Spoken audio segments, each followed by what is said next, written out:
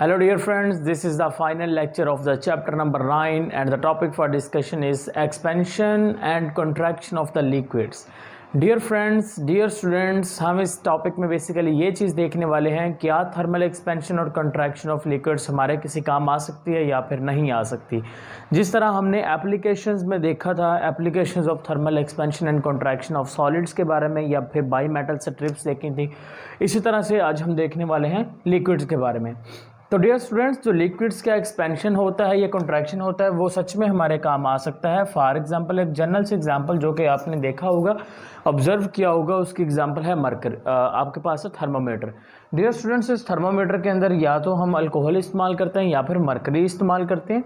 अब थर्मामीटर में आपको पता है यहाँ पर एक बाकायदा जो थर्मामीटर होता है उसके अंदर क्या होती है, रीडिंग्स मौजूद होती हैं और इसके अंदर एक सेंटर में एक नैरो ट्यूब होती है जिसमें से अगर तो मरकरी वाला थर्मामीटर है तो मरकरी फ्लो करेगा, अगर अल्कोहल वाला है तो किसने फ्लो करना है, अल्कोहल ने फ्लो करना होता है।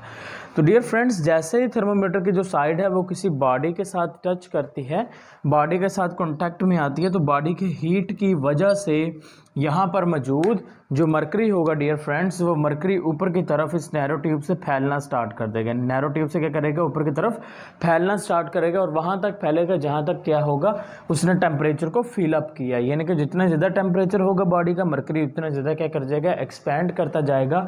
तो उसकी मदद से हम क्या कर सकते हैं डियर स्टूडेंट्स, जो एग्जैक्ट रीडिंग होगी टेम्परेचर की किसी भी बॉडी के, हम वो क्या कर सकते हैं, मालूम कर सकते हैं with the help of the thermometer. अब डियर स्टूडेंट, ये तो हो गया हमारे पास लिक्विड जो हम इस्तेमाल कर रहे हैं थर्मामीटर के अंदर।